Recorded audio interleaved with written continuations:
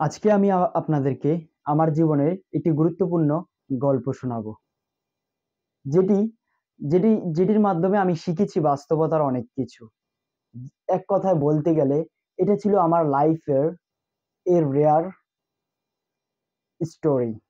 এটা ছিল আমার জীবনের সবচেয়ে বিরল একটি গল্প। শুধু সেটি গল্প তা নয়, এটি একটি বাস্তবতা। হ্যাঁ, আমি আজকে আপনাদের মাঝে আমার জীবনের একটি গুরুত্বপূর্ণ একটি মাস তুলে ধরবো। আর সেটি হচ্ছে ২০২৫ সালের ফেব্রুয়ারি মাস। যখন ঢাকা ওমর ২১ বইমেলা অনুষ্ঠিত হয়, সেই বইমেলাকে কেন্দ্র করেই আমার জীবনের ১ মাসের চেয়ে কিছু কম সময় ছিল, সেই সময়টার গল্প শোনাবো। শুরু থেকেই শুরু করি। কিভাবে কি হলো, কিভাবে কি প্ল্যান করলাম, শুরু থেকেই করি। শুরুতেই আসেন, শুরু করি আমার বই লেখার পরিকল্পনা নিয়ে। যখন আমি ছোট ছিলাম, ক্লাস 9 ছিলাম, এখনো আমি ছোট। তবে যখন আমি ক্লাস 9 ছিলাম, তখন আমি লেখা শুরু করি ছোট্ট একটি দেশাত্মবোধক গান। যে গানটির নাম ছিল চলো চলো বাংলাদেশ। সেই গানটি আমি লিখি। লেখার পর সেটিতে একটু ভিডিও তৈরি করি। ছোট্ট একটা ১ মিনিট অথবা ১ মিনিট ৩০ সেকেন্ডের একটি ভিডিও আমার সোশ্যাল মিডিয়ায় আপলোড দেই। সেখানে অনেকে দেখেছে, অনেকে অনেক মন্তব্য করেছে। তারপর কিছু মানুষের অনুপ্রেরণায় আমি সেই গানটিকে আবার সুন্দরভাবে গুছিয়ে লেখার চেষ্টা করি। প্রথমে যেটা দিয়েছিলাম সেটা ছিল অনেক ছোট। তারপর সেটাকে গুছিয়ে আরেকটু বড় করে সাজিয়ে লিখি। নাম ছিল ঠিকই, একটু চেঞ্জ হয়েছে নামটা। দেশকে এগিয়ে নিয়ে যাই, চলো চলো বাংলাদেশ। তখন সোশ্যাল মিডিয়াতে দেই। দেওয়ার পরে অনেক মানুষ অনেক মন্তব্য, কমেন্ট এবং কি প্রশংসায় ভাসায়। যার ফলশ্রুতিতে অনেকে বলে বই লেখার কথা। তখন তো আমার চিন্তায় ছিল না কিভাবে কি করা হয়। এভাবে করতে করতে ধারাবাহিকভাবে আমি ৩ বছর সময় দিয়ে ৮টি দেশাত্মবোধক গান লিখি। যার মধ্যে ছিল বিশেষ করে মুক্তিযুদ্ধকে কেন্দ্র করে ৪টি, এবং কি ভাষা আন্দোলনকে কেন্দ্র করে ১টি, এবং কি ৩ মাস পরে জুলাইয়ের জুলাইয়ের গ আ জুলাইয়ের বৈষম্যবিরোধী ছাত্র আন্দোলনের আন্দোলন এবং কি যেই স্বৈরাচারের পতন, গণঅভ্যুত্থানকে কেন্দ্র করে শেষে লেখি ১ মাসে, জুলাইয়ের শেষের দিকেই লেখি ২৪-এর স্বাধীনতা। এবং তারপরে আগস্টের যে ভয়াবহ বন্যা হলো, সেটার বিরুদ্ধে ভারত বিদ্বেষী লেখি, এই তো হচ্ছে মানব সৃষ্ট বন্যা যে তাহা। এভাবে করে আমি ১০টি দেশাত্মবোধক গান লিখি এবং সেটিকে একটি বইয়ের রূপ দেই। তবে এটা এমন ছিল, যখন আমি এটা নিয়ে কথা বলি বা এটা করার চেষ্টা কিছু মানুষের মাঝে শেয়ার করি, কিছু মানুষ এমন ছিল যারা আমাকে অনেকটাই ডিমোটিভেট করেছিল। অনেকে বলেছিল, একজনের মজার ছলে এভাবে হিন্দিতে বলেছিল যে, যারা রিলস বানায় তারা কখনোই বই লিখতে পারে না। সেটা হিন্দিতে বলেছিল, আমি আপনাদেরকে বাংলাতে বললাম। এমনকি অনেকে এটাও বলেছিল, তুমি যে বইটা লিখতেছ, তুই যে বইটা লিখতেছিস, যারা তোকে চিনে বা আত্মীয়-স্বজন বা কাছের, তাদের মধ্যে হয়তোবা অনেককে রিকোয়েস্ট করলে তোর বইটা নিবে, কিনবে। বাট যারা তোকে চিনে না, জানে না, তাদেরকে বইটা দিলে তারা এক নজর ছুঁয়েও বইটা দেখবে না। কিনা তো দূরের কথা, দেখবেই নাই, হাতেই ধরবে না। এরকম ভাবে অনেকেই আমাকে ডিমোটিভেট করেছিল। বই লেখা থেকে আমাকে পিছিয়ে ফেলানোর জন্য। আমি আমি তখন হতাশ ছিলাম। তবে আমার মনের ভিতরে একটা সাহস এবং মনোবল ছিল। আমি তো কষ্ট করেছি। ৩টি বছর সময় দিয়েছি। এক, এক করে প্রত্যেকটা দেশাত্মবোধক গানের পিছেই ছিল বিভিন্ন রহস্য। যেমন করে মুক্তিযোদ্ধাকে কেন্দ্র করে যে ৪টি দেশাত্মবোধক গান লিখেছি, সেই ৪টার পিছে ছিল মুক্তিযোদ্ধার ইতিহাস।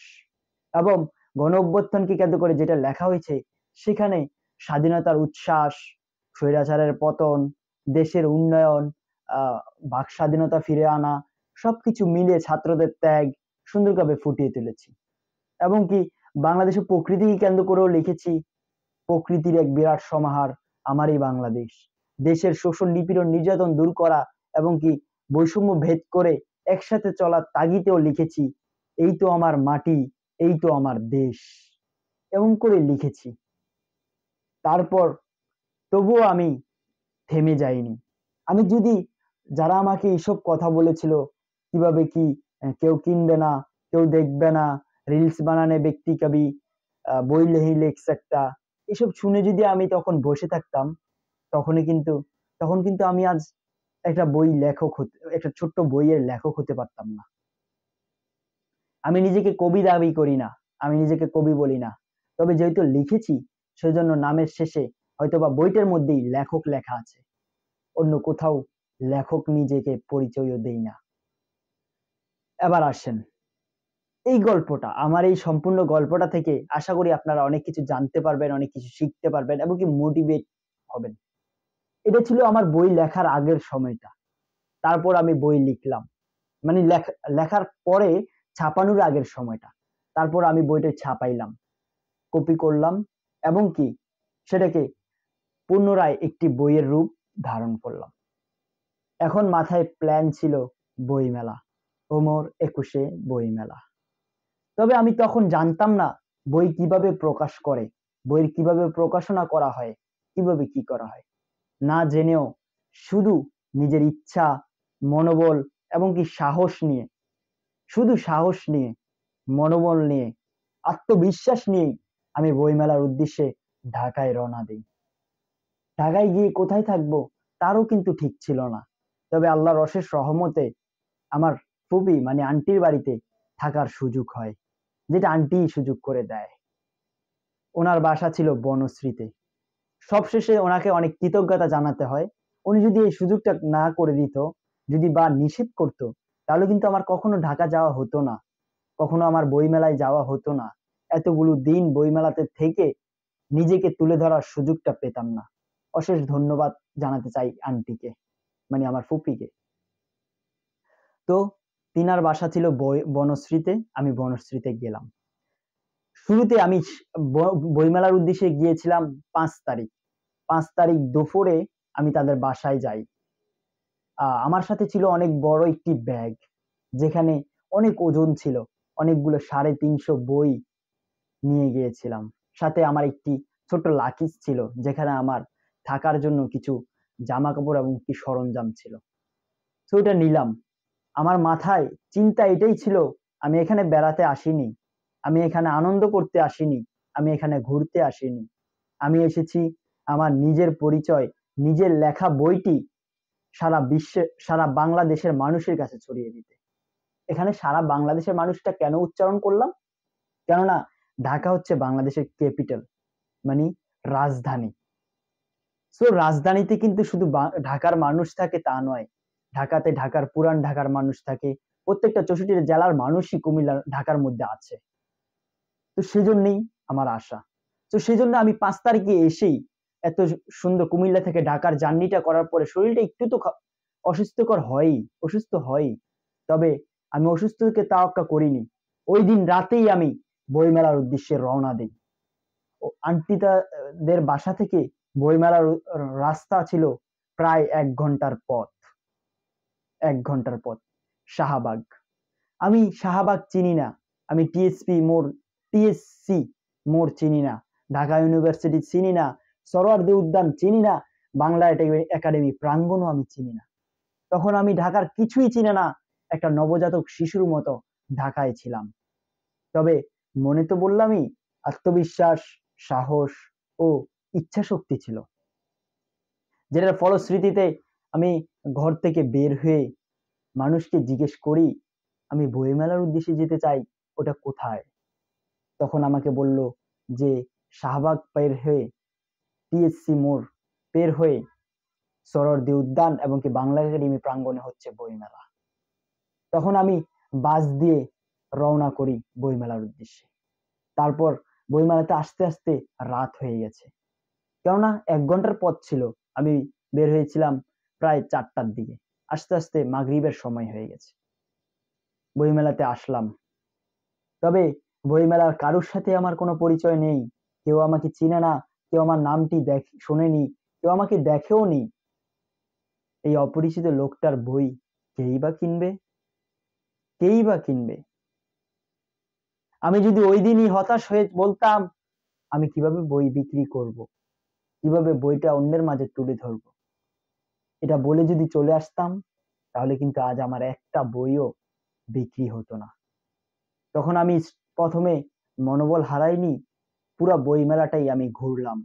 প্রথমে দেখলাম, আনন্দ করলাম, কেননা বইমেলায় কখনো আসা হয়নি। এই প্রথম নিজের বই নিয়ে বইমেলায় যাওয়া।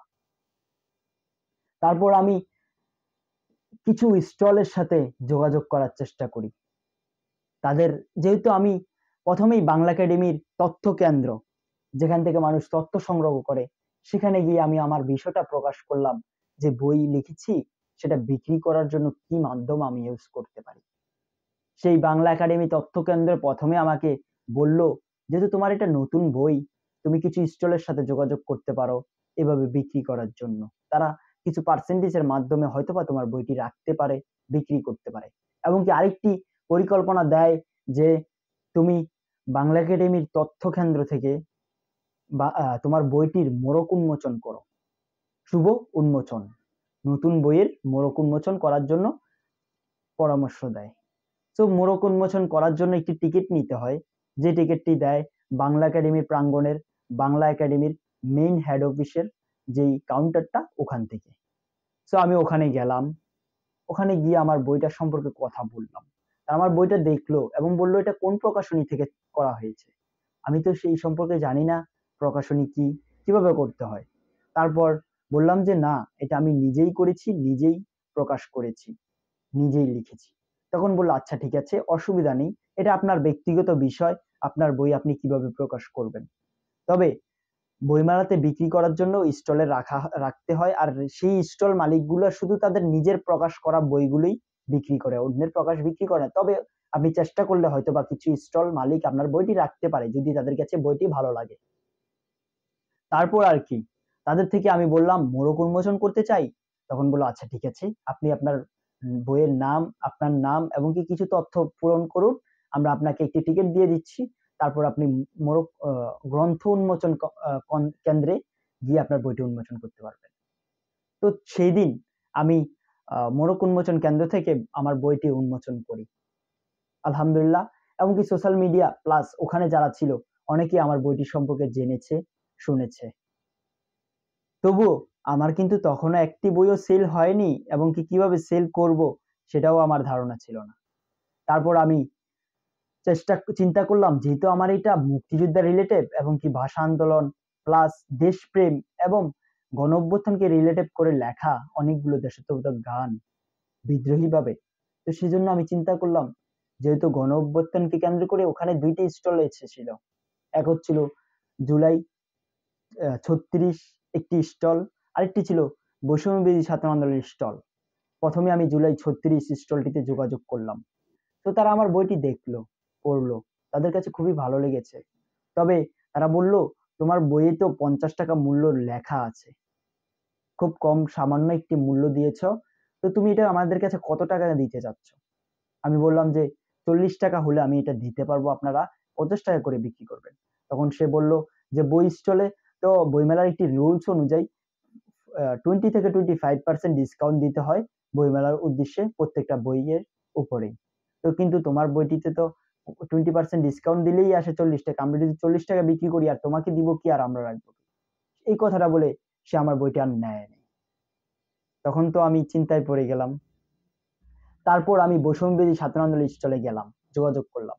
তাদের যেই ওনার, মানে যে ওনার, সেও কিন্তু বৈষম্য বিরোধী ছাত্র আন্দোলনের সময় একজন সমন্বয়ক ছিল। তার একটি টি শার্ট ছিল যেটাতে রক্তের দাগ লাগা ছিল। সে ঢাকা ইউনিভার্সিটির একজন স্টুডেন্ট ভাই ছিল। তো তেনাকে আমার বইটি দেখালাম, তিনি আমার বইয়ের কিছু কবিতা পড়লেন, এমনকি তার কাছে ভালো লাগলো এবং সে বললো যে সুন্দর হয়েছে, আচ্ছা ঠিক আছে তুমি আমাদেরকে কিছু বই দিয়ে যাও, তোমার কাছে এখন কয়টা বই আছে। তো আমি বললাম যে আচ্ছা ঠিক আছে, আপনি 10টা বই প্রথমে রাখেন। তো উনি আমার থেকে নিয়ে 10টা বই রাখলেন ওনাদের স্টলে। এভাবে শুরু হয় আমার বই মেলায় একটি স্টল সংগ্রহ। আলহামদুলিল্লাহ, একটি স্টলে আমি বই রাখার সুযোগ পেলাম। তারপরে একটু হাসি মুখে আমি রাত 10টার দিকে বাসায় ফিরে আসলাম। ঢাকার আমার একটা পথও চিনা নেই, তবে আমি রাত 10টা পর্যন্ত ঢাকায় বাইরে ছিলাম। ওই যে বললাম, মনোবল ইচ্ছা শক্তি, সেলফ রেসপেক্ট, আত্মসম্মান বোধ, সবকিছুর জন্য। তো তারপরে আমি চলে আসলাম। এবার চিন্তা করলাম যেহেতু স্টলে বই উঠেছে, এবার শুধু বিক্রি হলে ওদের সাথে কথা বলবো এবং কি তারা যদি বলে বই নিয়ে যাও, তখন আমি বই নিয়ে যাব। তারপর একদিন আমি বললাম যে স্টলে আছে, বই মেলায় আর যাচ্ছি না, আমি একদিন অপেক্ষা করি। তো একদিন গ্যাপ দিলাম, মানে মোট 2 দিন হলো স্টলে আমার বইটি আছে। তৃতীয় দিন আমি বই মেলায় গেলাম, যে শুনলাম একটি বইও স্টল থেকে বিক্রি হয়নি। তখন তো আমার মাথায় একেবারে আকাশ ভেঙে পড়লো। তখন আমি হতাশ হয়ে গেলাম। তখন স্টলে থাকা আরেকজন ভাই, সে আমাকে বলল যে তুমি একটি কাজ করতে পারো, তোমার সোশ্যাল মিডিয়া থাকলে অথবা যারা কন্টেন্ট ক্রিয়েট করে তাদের মাধ্যমে তুমি তোমার বইয়ের প্রচারণা চালাতে পারো, তাহলে অবশ্যই তোমার বইটি বইমেলার স্টল থেকে বিক্রি হবে। তারপর আমি চিন্তা করলাম, ঠিক আছে, আমি সোশ্যাল মিডিয়ায় প্রচারণা চালাবো। প্রথমে আমি নিজেই আমার নিজের আইডি থেকে ওই স্টলটা সম্পর্কে একটি ছোট্ট ভিডিওর মধ্যে তুলে ধরলাম যে কোন স্টলে আমার বইটি পাওয়া যাচ্ছে। তারপর তারপর আমি আহ তারপর আমি অনেক দিন ছিল যে আমি বইগুলো বিক্রি করতে পারছি না। তখন আমার মাথায় একটা প্ল্যান আসলো, যেহেতু আমার এটা নতুন বই, কেউ চিনে না, কেউ জানে না, কিভাবে কিনবে? সেজন্য যেই স্টলে আমার বইটা ছিল, সেই স্টলেই সামনেই আমি চিন্তা করলাম যারা এইসব বই দেখতে আসছে তাদেরকে আমার বইটা সম্পর্কে একটু বিস্তারিত বলি। তখন আমি আমার বইয়ের হেডলাইন গুলো, মানে বইয়ের শিরোনাম, উৎসর্গ বাণী, এমনকি শেষ কথা, উক্তি, প্লাস বইয়ের ইম্পর্টেন্ট দেশাত্মবোধক গানের প্রথম কয়েকটা চরণ তাদেরকে শোনাই। দেখলাম এভাবে শুনিয়ে প্রথম দিনে অনেক জনই আমার বইটি সংগ্রহ করে স্টল থেকে, প্লাস আমার থেকেও অনেকে বই সংগ্রহ করে। ওই দিনই আমার প্রথম 10টি বই সেল হয় বই মেলায়। তারপর আমি চিন্তা করলাম প্রচারণা করা দরকার। তারপর আমি আরো কিছু স্টলের সাথে যোগাযোগ করি। তারপর আমার সাথে একটি স্টলের মালিক, যেটা ছিল জিয়া সাইবার ফোর্স নামে একটি স্টল, যেটা বাংলা একাডেমি প্রাঙ্গণেই ছিল। ওখানকার একজন আঙ্কেল, তিনি খুব ভালো মনের মানুষ ছিল। তিনি আমার বইটি তিনি বললেন, তুমি ছোট একজন মানুষ, এটা বই লিখেছো, আমি তোমার বইটি আমার স্টলে রাখবো, আমাকে কোনো পার্সেন্টেজ দেওয়া লাগবে না, তোমার যতগুলো বই বিক্রি হবে তুমি শেষে এসে আমার থেকে বইয়ের টাকা নিয়ে যেও, 1 টাকাও আমার পার্সেন্টেজ দিতে হবে না। তো তার মাধ্যমে আমি পেয়ে গেলাম আরেকটি স্টল, জিয়া সাইবার ফোর্স। আলহামদুলিল্লাহ 2টি স্টল সংগ্রহ। তবে সোহরাওয়ার্দী উদ্যানে যে সবচেয়ে বড় বই মেলাটা, ওটাতে কিন্তু এখনো একটা স্টলের ব্যবস্থা করতে পারেনি। তখন আমি সোহরাওয়ার্দী উদ্যানের বইমেলা স্টল ব্যবস্থা প্লাস ওখানে কিছু বিক্রির জন্য অনেক প্রচেষ্টা চালাই। তারপর আমার সাথে একজনের, আমি যখন এরকমই বই নিয়ে আমার পাঠকদের সাথে কনভারসেশন, কথোপকথন করছিলাম, তখন একটা সোশ্যাল মিডিয়ার একজন ব্যক্তি আমার এই কনভারসেশন শুনে, এমনকি তিনি খুবই ইমপ্রেস হয় আমার প্রতি, খুবই আহ মনোনিবেশ করে, এবং কি তিনি বলে, আপনি তো খুব ভালোভাবে নিজের বই সম্পর্কে অনেকের মাঝে উপস্থাপন করতে পারছেন, তুমি যদি চাও আমি তোমার বই নিয়ে একটি ইন্টারভিউ, মানে একটা ইন্টারভিউর মাধ্যমে বইটি সম্পর্কে তুলে ধরতে চাই। আর তাদের সোশ্যাল মিডিয়াটা ছিল 024। তো ওখানে প্রথমে আমার বই নিয়ে ইন্টারভিউ দেওয়া হয়। আলহামদুলিল্লাহ ওখানে ইন্টারভিউর পরে অনেকেই দেখেছে। তারপর আমি সোহরাওয়ার্দী উদ্যানে বইমেলা স্টল খোঁজার জন্য খুবই চেষ্টা চালাই। তখন বাংলা সাহিত্য পরিষদ নামে একটি স্টল, যেটি 102 নাম্বার স্টল ছিল, সেখানেও বইটি দেখানোতে তারা আমার বইটি রাখতে আগ্রহ প্রকাশ করে, এবং ওখানেও আমি 10টি বই দিয়ে দেই। এভাবে করে আলহামদুলিল্লাহ 3টি স্টল ম্যানেজ হয়। তবে এত বড় বইমেলা, স্টলে তো খুব কম মানুষই যাচ্ছে, এবং কি আমার বইটা তো অপরিচিত, সেজন্য আমি নিজেও কনভারসেশনের মাধ্যমে বই দেওয়ার প্রচারণা করেছি। বিভিন্ন সোশ্যাল মিডিয়ায় পোস্ট থেকে শুরু করে, বিভিন্ন মানুষের সাথে কথোপকথন থেকে শুরু করে, বিভিন্ন সোশ্যাল মিডিয়ার যেই সব লোকবৃন্দ আছে তাদের সাথে কথোপকথন। তারপর দেখা হলো আরেকজনের সাথে, যিনি ঢাকা ক্যাপিটালের Dhaka capital campus, sorry Dhaka campus, যেটা ছিল একটি ফেসবুক সোশ্যাল মিডিয়ার ঢাকার ঢাকার একটি সংবাদপত্র আর কি। তো সেখানে ওনাদের সাথে কথা হলো, ওনারা বললো আচ্ছা ঠিক আছে, আমি আপনার বইটা নিয়ে একটা ইন্টারভিউ নিতে পারি। তখন তিনি বইমেলার কিছু ভিডিও এবং কি প্লাস শেষের দিকে আমার একটি ইন্টারভিউ নেয়, যেটা ছিল 2 মিনিটের একটি ইন্টারভিউ। সেখানেও আমি আমার বই সম্পর্কে তুলে ধরি। এভাবে আমার 2টা ইন্টারভিউ হয় আলহামদুলিল্লাহ।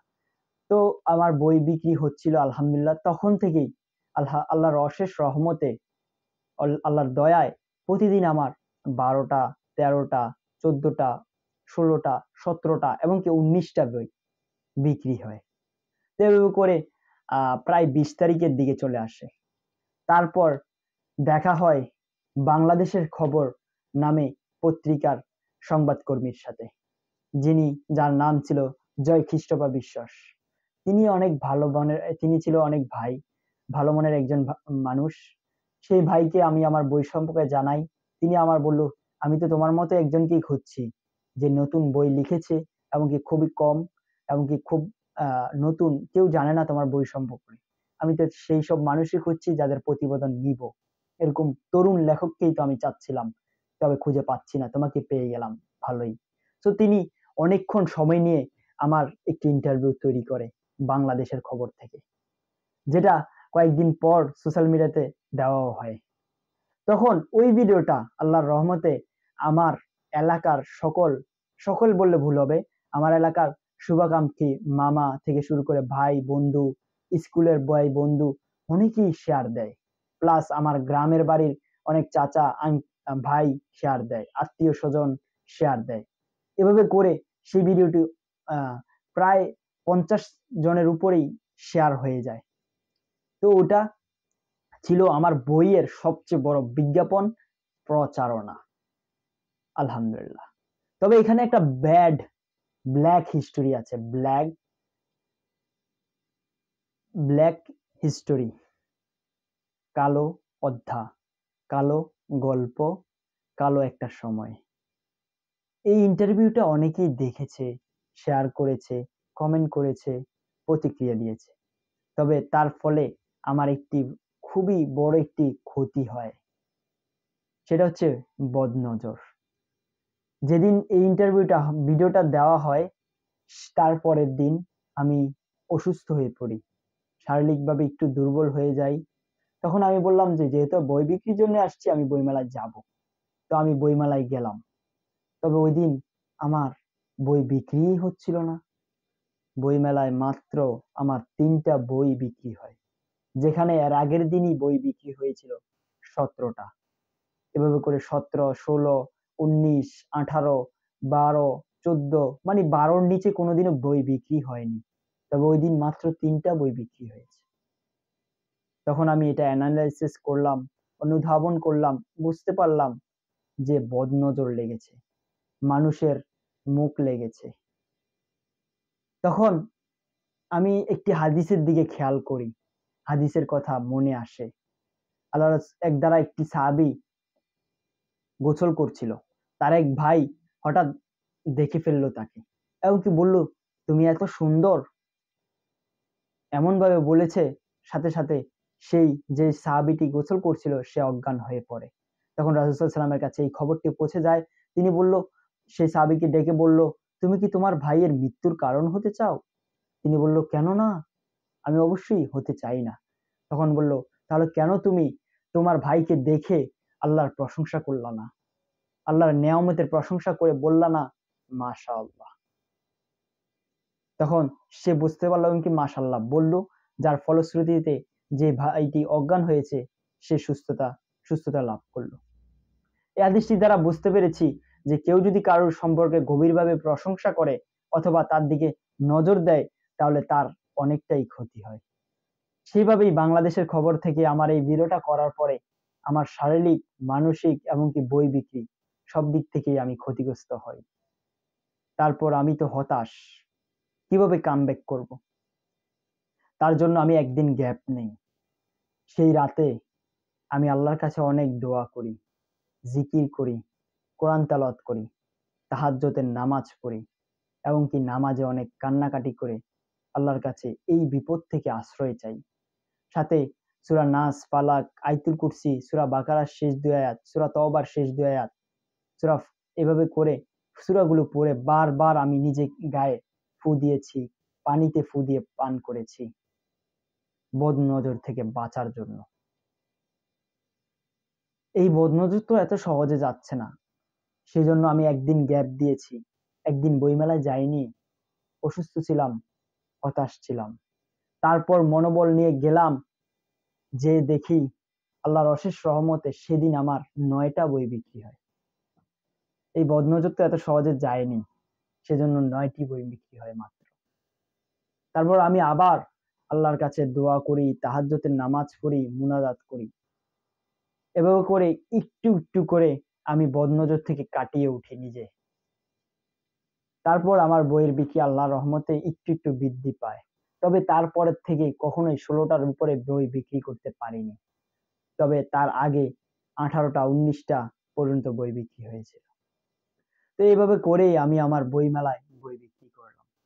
এটা ছিল ব্ল্যাক হিস্টোরি। এবার আসেন বইমেলার কিছু আনন্দঘন মুহূর্ত এবং কি গর্বের কিছু বিষয় আপনাদের মাঝে শেয়ার করি। বইমেলাতে আমার সাথে দেখা হয় সকল স্তরের মানুষের। যেখানে বড়, বড় বিজনেসম্যান থেকে শুরু করে বিভিন্ন স্কুলের টিচার, কলেজের প্রফেসর, হেডমাস্টার, শিক্ষক, লেখক, লেখিকা এবং কি গবেষক, ইউনিভার্সিটির স্টুডেন্ট সকলের সাথে দেখা। ১ম এ অন্য প্রকাশনীর একজন বিখ্যাত লেখক এবং কি একটি বিখ্যাত কলেজের প্রফেসর একজন স্যারের সাথে আমার দেখা হয়, যিনার সাথে আমার বই নিয়ে কথা বললাম।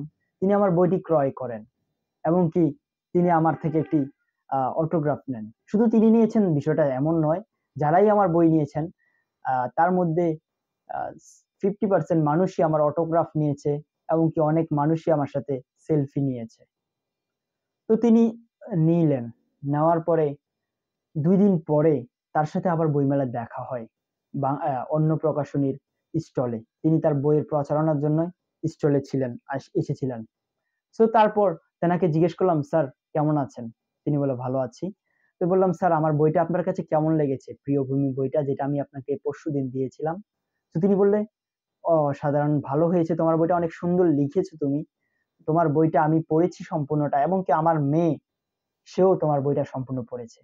এখন আসেন মেয়ের বিষয়টা একটু বলি। যখন আমি উনার কাছে আমার বইটা নিয়ে যাই, বই সম্পর্কে বলি, তখন তার সাথে তার মেয়েটাও ছিল। সেও কিন্তু ইন্টার ফার্স্ট ইয়ারে পড়তেছিল। মানে আমার সাথেই, আমারই ক্লাসমেট।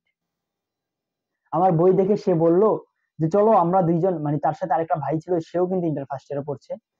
তারা বলল, "চলো আমরা ১০ তলার ছাদ থেকে লাফ দিয়ে পড়ে যাই।" আমাদের সমবয়সী ক্লাস ফ্রেন্ড সে একটি বই লিখে ফেলেছে, তবে আমরা এখনো পর্যন্ত কিছুই করতে পারিনি। তো মজার ছলে এই কথাটা বলেছিল। তবে এই কথাটার ওজন কিন্তু অনেক ছিল। এটা গর্বের বিষয় ছিল। তো বলল যে, "আমিও তোমার বইটি পড়েছি। আমার মেয়েটাও সম্পূর্ণ বইটি পড়েছে। এমনকি এই বইটি আমার কাছে খুবই ভালো লেগেছে। তুমি আরো ভালো লেখো, ভালো করো, সামনে এগিয়ে যাও।" সেই প্রত্যাশা দোয়া রইলো। এই ছিল প্রফেসর। এবং কি আমাদের ভিক্টোরিয়া কলেজেরও একজন শিক্ষকের সাথে দেখা হয়। তিনিও আমার বইটি নেন। এরকম করে কুমিল্লার অনেকের সাথেও আমার দেখা হয়, অপরিচিত। তবে তিনি কুমিল্লার মানুষ ছিল, যারা আমার বইটি নিয়েছে। এমন করে অনেক আনন্দঘন মুহূর্তও আমার কাটে। এভাবেই আমার বইমেলার দিনগুলো কাটছিল। কিছু সময় হতাশ, ক্লান্তি, দুর্বলতা। এবার আসেন বইমেলার স্ট্রাগলটা আমি একটু বলি। আমি দুপুরবেলা লাঞ্চ করে দুপুর ৩টার দিকে বের হতাম ঘর থেকে। বইমেলায় আসতাম ৪টা ৪:৩০টায়। সেই ৪:৩০ থেকে রাত ১০টা পর্যন্ত আমি বইমেলায় থাকতাম। পাঠকদের সাথে কথোপকথন করতাম। যেইসব স্টলে আমার বইটি ছিল সেখানে গিয়ে তাদের সাথে পরামর্শ কথোপকথন করতাম। এবং কি বিভিন্ন নিউজ চ্যানেলের মানুষের সাথে চেষ্টা করতাম কথা বলে আমার বইটা তুলে ধরার জন্য। আর বইমেলাতে ছিল মসজিদ, ওখানে নামাজ পড়তাম, সময় কাটাতাম। আমার বইমেলায় আসতে যেতে আমার পায়ে একটা ফোস্কা পড়ে গিয়েছিল। এটা ছিল আমার একটা স্মৃতি। এখনো পর্যন্ত আমার পায়ে ওই বইমেলায় যাওয়া আসার জন্য যে ফোসকাটা পড়েছে সেই দাগটা এখনো আছে। অবশেষে এভাবে করতে করতে আমার 1টি মাস কেটে যায়। আল্লাহর অশেষ রহমতে বইমেলাতে আমার 240টি বই সেল হয় এবং কি তার আগে বইমেলায় নেওয়ার আগে কুমিল্লাতেই আমার 50টা বই সেল হয়। এভাবে করে মোট আমার 300টা বই সেল হয়। এটাই ছিল আমার বইমেলার স্টোরি। এভাবে আমার বইগুলো বিক্রি করি। আশা করি আপনাদের মাঝে এই ভিডিওটির মাধ্যমে আমি আমার বইমেলার সম্পূর্ণ তথ্য তুলে ধরতে পেরেছি। এখান থেকে শিক্ষণীয় জিনিস হচ্ছে, নিজের মধ্যে যদি কোনো যোগ্যতা থাকে, নিজের মধ্যে যদি কোনো কর্মদক্ষতা থাকে, চেষ্টা করবেন সেটা প্রতিফলন করার, চেষ্টা করবেন সেটা তুলে ধরার। হয়তোবা প্রথম অংশে আপনাকে অনেকেই অনেক মন্দ কথা বলবে, থেমে যেতে বলবে, অনেক অনুৎসাহিত কথা বলবে। তবে তাদের কথায় কান দিয়ে যদি আপনি থেমে যান, তাহলে কখনোই আপনি আপনার সফলতার চূড়ায় উঠতে পারবেন না। ডেডিকেট করতে শিখুন। আমি এমন করেই আমার বইমেলায় নিজের পরিচয় তুলে ধরতে চেষ্টা করেছি। এমনকি আরেকটি সোশ্যাল মিডিয়ার প্ল্যাটফর্ম থেকেও, যেটি নিউজ প্ল্যাটফর্ম, সেখান থেকেও আমার বিজ্ঞাপন নেওয়া হয়। বিবি নিউজ, বিবি নিউজ, বাংলাদেশ বর্তমান নিউজ, সেখানেও একটা ইন্টারভিউ নিয়েছে। এভাবে করেই আমার বইটার প্রচারণা হয়েছে। প্রচারণার কারণেই ভালো বিক্রি হয়েছে। আরেকটি কথা, কখনো কারোর ভালো কিছু দেখে তার সম্পর্কে দোয়া করবেন, মাশাআল্লাহ বলবেন। কেননা আপনার এই দেখে ও মাই গড কিভাবে কি করলো এসব বলাটা আসলে একটা মানুষের অনেকটাই ক্ষতি করে দেয়, যেমনটা আমি শিকার হয়েছি। যাক, আল্লাহর কাছে প্রার্থনা, দোয়া, মুনাজাত, জিকির, সেজদা, তসবিহ এইসবের মাধ্যমে আমি সাময়িক সময়ের জন্য সেই বিপদটা থেকে কাটিয়ে উঠতে পেরেছি, আলহামদুলিল্লাহ। আশা করি এই বড় গল্পটির মাধ্যমে আপনারা জানতে পেরেছেন আমার হিস্টোরি, প্লাস এখান থেকে কিছু শিক্ষণীয় জিনিস বুঝতে পেরেছেন। ওকে, আল্লাহ হাফেজ, বাই।